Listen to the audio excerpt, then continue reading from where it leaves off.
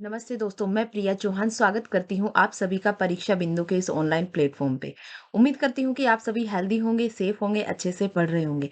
जैसा कि आप सभी को पता है कि हमारी आईसीटी की सेकंड यूनिट चल रही है और आज ये आईसीटी की सेकंड यूनिट यानी कि संचार प्रौद्योगिकी के टूल्स या उपकरण, ये लास्ट पार्ट है उसका यूनिट का। चलिए, और जो लास्ट पार्ट है उसमें हमने उपकरण से संबंधित उपकरण में हमने बात की थी कि जिन उपकरणों के माध्यम से हमारी सूचना का प्रचार प्रसार होता है और उसी में से एक सबसे महत्वपूर्ण उपकरण है इंटरनेट। जैसा कि अभी मेरी जो क्लास है वो मैं रिकॉर्ड करके डाल रही हूँ और आप उसे इंटरनेट के माध्यम से देख पा रहे हैं। मैं सेशन को लाइव कर रही हूँ और इसी सेशन को आप इंटरनेट के माध्यम से देख पा रहे हैं। तो ये सब किसकी वजह से पॉसिबल हुआ है? ये इंटरनेट की वजह से ही पॉसिबल हुआ है। यानी कि जैसे मैंने बताया था कि हमने इंटरनेट को एक बाँटा था अगर हम इसके नेटवर्क की बात करें तो हमने नेटवर्क को 2 आधार पर बाँटा था। एक हमने भौगोलिक आधार पर बात की थी और जबकि हमने दूसरा किसके उस उपयोग के आधार पर बात की थी। जब हमने भौगोलिक आधार पर बात की थी तभी मैंने आपको यहाँ पे अगर आपको याद हो तो मैंने आपको बताया था कि जब हम उसके उपयोग के आधार पर बात करते हैं, उसके भौगोलिक आधार पर बात करते हैं, तभी मैंने आपको इसके 2-3 टाइप बताए थे। कौन-कौन से बताए थे? एक लैन बताया था, एक मैन बताया था और एक वैन बताया था। कौन-कौन सा बताया था? एक लैन बताया था, एक मैन बताया था और एक वैन बताया था। ठीक है? लैन, मैन, वैन की हमने बात की थी। जबकि हमने उपयोग के आधार पर जब बात की थी, उपयोग के आधार पर जो हमने बताया था, वो हमने बात की थी कौन-कौन सा? इंटरनेट, वो इंट्रानेट, एक्स्ट्रानेट और इंटरनेट की बात की थी। जब भी हमने इसकी इंट्रानेट की और एक्स्ट्रानेट की बात की थी, तो इंट्रानेट और एक्स्ट्रानेट में हमने बताया था कि ये प्राइवेट नेटवर्क है। कैसे नेटवर्क है? ये प्राइवेट नेटवर्क है। जिसमें प्राइवेट नेटवर्क में हम मैंने इंटरनेट के बारे में बताया था कि ये किसी कंपनी विशेष के लोगों के मध्य ही इसमें सूचनाओं का और रिसोर्सेज का आदान-प्रदान होता है। जबकि एक्स्ट्रानेट में कंपनी से बाहर के लोगों से भी वो सूचनाओं का प्रचार-प्रसार और उसका सूचना का प्रसार बाहर भी होता है, ठीक है? कंपनी से बाहर के लोगों से भी होता है। जबकि हमने इंटरनेट के बारे में बात की तो इंटरनेट कैसा है? इंटरनेट एक पब्लिक नेटवर्क है। कैसा नेटवर्क है? ये एक पब्लिक नेटवर्क है, जिसका उपयोग क्या करते हैं? यानी कि आप ये समझ लीजिए कि पूरे वर्ल्ड के जितने भी नेटवर्क हैं, जो आपस में एक-दूसरे से कनेक्ट हैं और वो आपस में जुड़ करके ग्लोबल लेवल पे, वैश्विक लेवल पे क्या बनाते हैं? इंटरनेट ही बनाते हैं, ठीक है? नेट का एक जाल, ठीक है? बुना हुआ एक जाल होता है, उसी को ही इंटरनेट बोला जाता है। आपसे पूछ सकता है कि इंटरनेट कैसा नेटवर्क है? तो ये एक पब्लिक नेटवर्क है। कैसा नेटवर्क है? पब्लिक नेटवर्क है। जबकि इंट्रानेट और एक्स्ट्रानेट कैसा है? ये प्राइवेट नेटवर्क है। ठीक है? कैसा है? प्राइवेट नेटवर्क है। अब देखिए, अब जब आप इंटरनेट की सुविधा प्राप्त करते हैं, तो वो किसके माध्यम से प्राप्त करते हैं? तो आप इंटरनेट की सुविधा आईएसपी के माध्यम से प्राप्त करते हैं। किसके माध्यम से प्राप्त करते हैं? आईएसपी के माध्यम से आप इंटरनेट की सुविधा प्राप्त करते हैं। किसके माध्यम से? आईएसपी। आईएसपी क्या होता है? Internet service provider. क्या होता है? Internet service provider. इसकी फुल फॉर्म बहुत सी बार पूछी जाती है। जैसे हमारे यहाँ जितनी भी आपको इंटरनेट की सुविधा प्रदान करने वाली कंपनीज हैं, आप उन्हें आईएसपी बोल सकते हैं, इंटरनेट सर्विस प्रोवाइडर। इंटरनेट की सुविधा प्रदान करने वाली या इंटरनेट सुविधा प्रदाता कंपनी, ठीक है? और ये जैसे जियो वगैरह है, ये क्या है? ये जियो हो गया, एयरटेल हो गया, वोडाफोन, आइडिया वगैरह। हालांकि वोडाफोन और आइडिया अब मर्ज हो चुके हैं, वीआई हो चुके हैं, ठीक है? तो ये सारी की सारी कंपनीज़ क्या करती हैं, हमें इंटरनेट की सुविधा भी प्रदान करती हैं। इसके अलावा बीएसएनएल हो गई और भी बहुत सारी कंपनीज़ हैं जो हमें इंटरनेट की सुविधा प्रदान करती हैं। इन्हें हम बोल सकते हैं आईएसपी, इंटरनेट सर्विस प्रोवाइडर या इंटरनेट की सुविधा प्रदाता कंपनीज़ जो होती हैं ये। अगर भारत में बात की जाए कि भारत में इंटरनेट की शुरुआत कब हुई, तो भारत में इंटरनेट की शुरुआत की जब बात की जाती है, तो सबसे पहले भारत में इंटरनेट है वो 1995 में आया था। कब आया था? 1995 में सबसे पहले भारत में इंटरनेट आया था, 15 अगस्त 1995 में। अब आप कहोगे कि किसके द्वारा? तो आप में से बहुत सारे लोग कहेंगे कि मैम कहीं आपने वीएसएनएल है, ये गलती से तो नहीं लिख दिया? कहीं इसकी जगह बीएसएनएल तो नहीं होगा?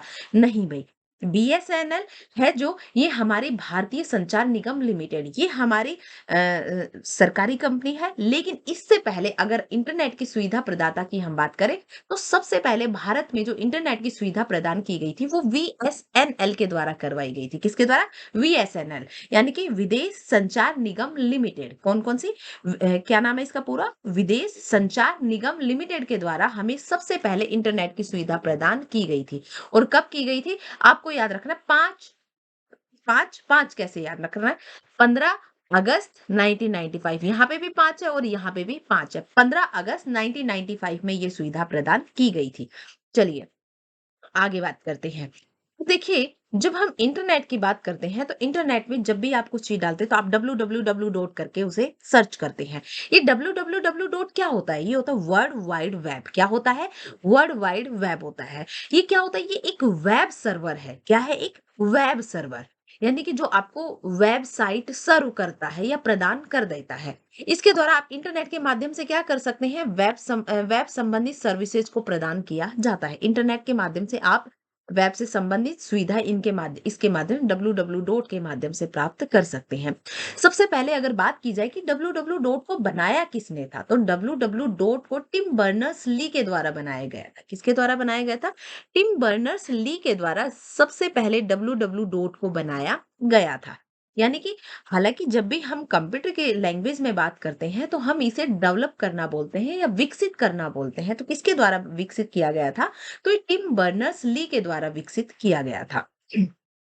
आप जब भी www डॉट पर सभी जानकारियों के जब जब भी आप जानकारियाँ प्राप्त करते हैं, तो वो जानकारियाँ आपको वेब पेज के रूप में उपलब्ध होती है। किसके रूप में? ये आपको एक वेब पेज के रूप में उपलब्ध करवाई जाती हैं, जिन्हें डिज़ाइन करने के लिए मुख्यतः अगर आपको पता हो तो लैंग्वेज उसका क्या बोलते हैं, डिज़ाइन के लिए वेब पेज वगैरह बनाने के लिए एचटीएमएल वगैरह का यूज़ किया जाता है। उसकी बाद में हम बात करेंगे, मतलब यहाँ पे कोई ज़रूरी भी नहीं है, बस आप इतना याद रख लो कि www डॉट क्या है? ये एक वेब सर्वर है और इंटरनेट के माध्यम से हम वेब को एक्सेस कर सकते हैं या वेब से सुविधा प्राप्त कर सकते हैं। www डॉट को टिम बर्नर्स-ली के द्वारा बनाया गया था और ये इसके द्वारा www डॉट के द्वारा हमें जितनी भी सुविधाएँ प्राप्त प्रदान की जाती हैं, वो किसके माध्यम से? वेब पेज के द्वारा प्रदान की जाती है। आप कभी भी कोई वो चीज़ें सर्च करते हैं, तो आपके सामने जो एक पेज खुल के आता है, वो वेब पेज होता है। क्या होता है? वो एक वेब पेज होता है। चलिए आगे बात करते हैं। एचटीएमएल। अब देखिए हमने क्या कहा कि भई जब भी कोई पेज बनाया जाता है, तो पेज का जो होम पेज होता है, उसका जो फर्स्ट पेज होता है, वो डिज़ाइन किया जाता है, वो एचटीएमएल में डिज़ाइन किया जाता है। किसमें डिज़ाइन किया जाता है? एचटीएमएल। आप ये समझ लो, ये एक डिज़ाइनिंग की भाषा है। वेबसाइट डिज़ाइन करने की एक भाषा है, जिसमें किसी भी वेबसाइट का फर्स्ट पेज जो होता है या ना होम पेज हम बोल सकते हैं, होम पेज का डिज़ाइन तैयार किया जाता है।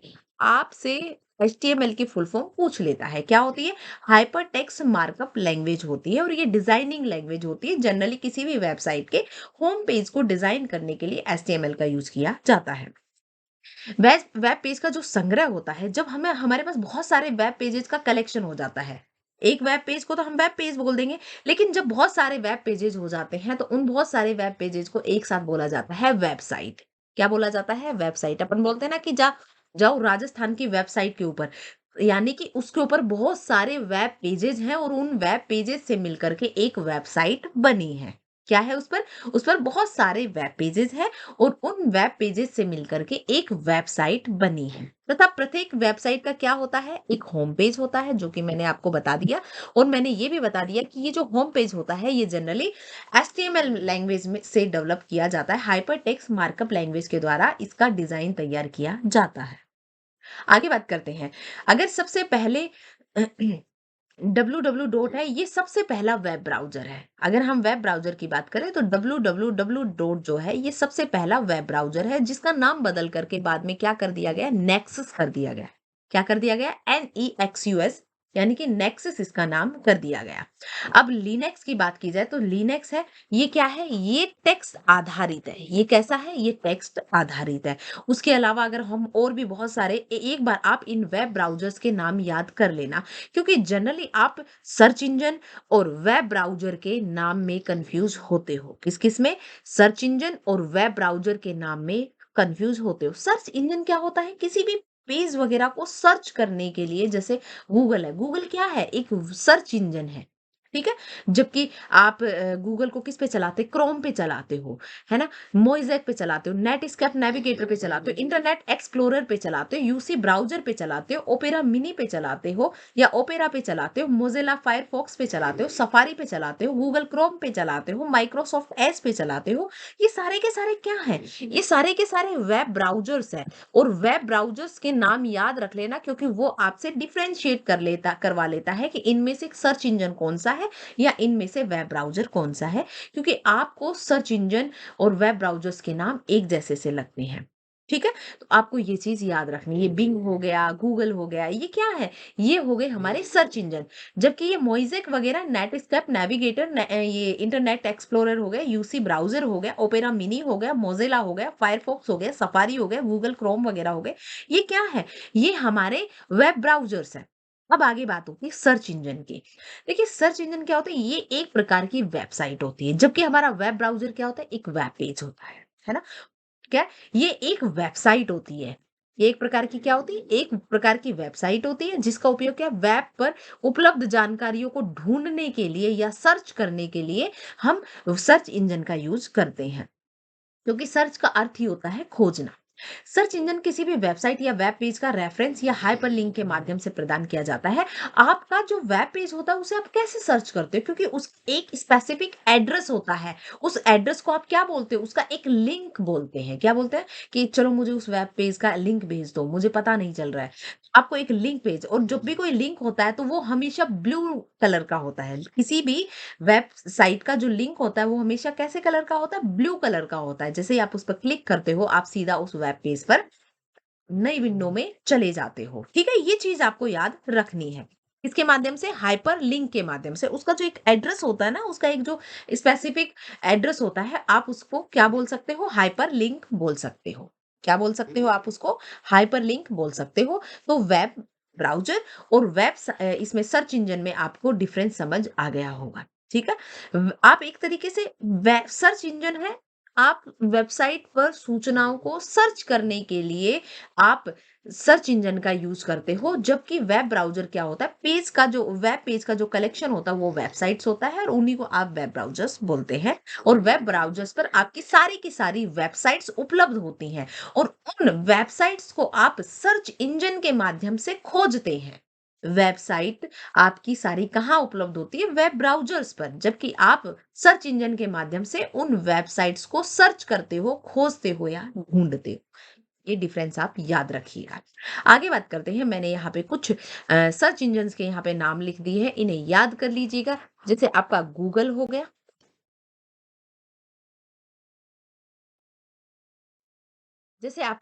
हो गया, याहू हो गया, बिंग हो गया, एमएनएस हो गया, अल्टा विस्टा हो गया, डक डक गो हो गया, यानडेन हो गया, बायडू हो गया। आपको ज़्यादा जो याद रखने की ज़रूरत है, वो गूगल, याहू, बिंग, अल्टा विस्टा, आप ये याद रख लीजिए। सर्वाधिक जो यूज़ किया जाता है, वो गूगल यूज़ किया जाता है। इसलिए आजकल हम सर्च इंजन को सर्च इंजन ना बोलने की बजाय हम उसे क्या बोल देते हैं? उसके स्थान पर गूगल बोल देते हैं। हम सर्च करने को ही आजकल क्या बोलते हैं? गूगल कर लो।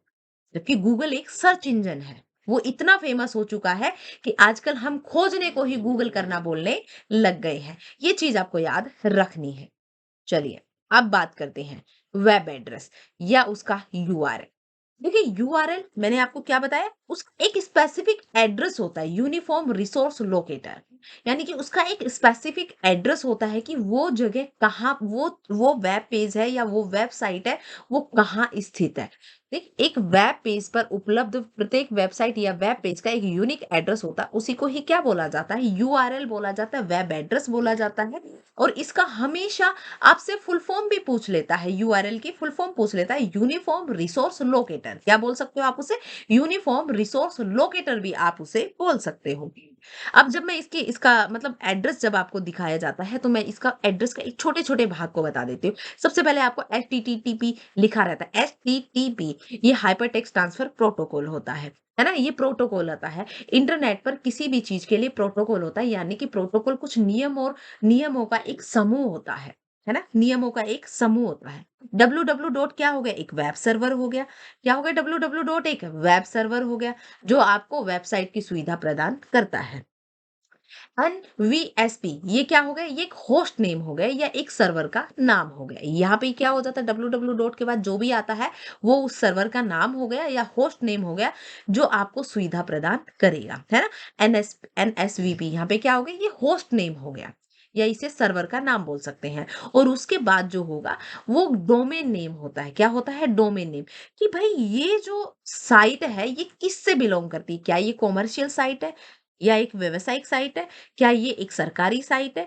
ये साइट इंडिया की है? ये साइट अमेरिका की है? ये ऑस्ट्रेलिया की है? कहाँ की है ये साइट? और ये किस संस्था से बिलोंग करती है? क्या ये कोई एजुकेशनल साइट है? क्या ये कोई सरकारी साइट है? क्या ये कोई कॉमर्शियल साइट है? या ये इस तरीके का पीछे जो वर्ड जैसे जीओवी गवर्नमेंट हो गया, सीओ कॉमर्शियल हो गया, है ना? ईडीयू एजुकेशनल साइट हो गया, है ना? और इसके पीछे जो आईएन यानी कि इंडिया की साइट है।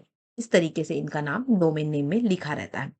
एचटीटीपी यानी कि हाइपरटेक्स्ट ट्रांसफर प्रोटोकॉल ये एक वेब एक्सेस होता है। उसके बाद एसएमटीपी यानी कि simple mail transfer protocol. SMTP क्या हो गया? Simple mail transfer protocol. ये ईमेल को सेंड करना होता है। क्या होता है? ईमेल को सेंड करना है। SMTP simple mail transfer protocol.